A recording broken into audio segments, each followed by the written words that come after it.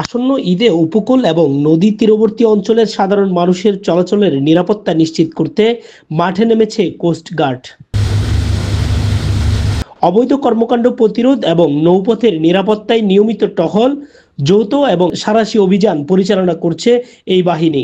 কোস্টগার্ডের চট্টগ্রাম জোনের বিভিন্ন এলাকার লঞ্চঘাট, খেয়াঘাট, ফেরিঘাটে ঈদ উপলক্ষে নিরাপত্তা দিতে বিশেষ টহল দিচ্ছে। এ সময় জনসচেতনতামূলক মাইকিং, লিফলেট বিতরণ, সন্দেহভাজন ব্যক্তি এবং বোট ও নৌযানে তল্লাশি চালানো হচ্ছে। এছাড়া যাত্রীদের ব্যাগ স্ক্যান সহ হ্যান্ড মেটাল ডিটেক্টর দিয়ে তল্লাশি চালানো হচ্ছে। আজ কোস্টগার্ডের এক নিরাপত্তা মহড়ায় এসব তথ্য দেন কোস্টগার্ড চট্টগ্রাম।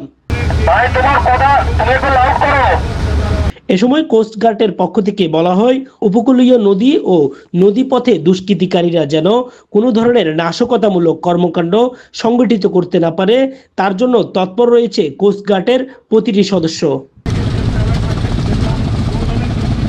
ঈদ পরবর্তী সময়ে যাত্রী সাধারণের নৌযাত্রা নিরাপদ রাখতে টহল কার্যক্রম চলমান থাকবে, এমনটাই জানিয়েছেন কোস্টগার্ড চট্টগ্রাম। বাংলাদেশ কোস্টগার্ড উপকূল এবং নদী তীরবর্তী অঞ্চলের সার্বিক নিরাপত্তা নিশ্চিতকরণে নিরলসভাবে দায়িত্ব পালন করে আসছে।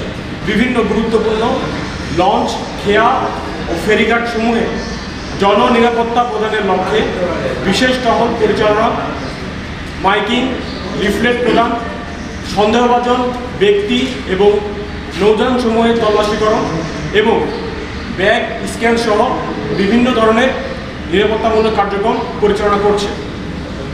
দুষ্কৃতিকারীরা যেন আসন্ন ঈদে কোনো ধরনের নাশকতামূলক কর্মকাণ্ড পরিচালনা করতে না পারে, সেজন্য সদা তৎপর রয়েছে বাংলাদেশ কোস্টগার্ডের প্রতিটি সদস্য।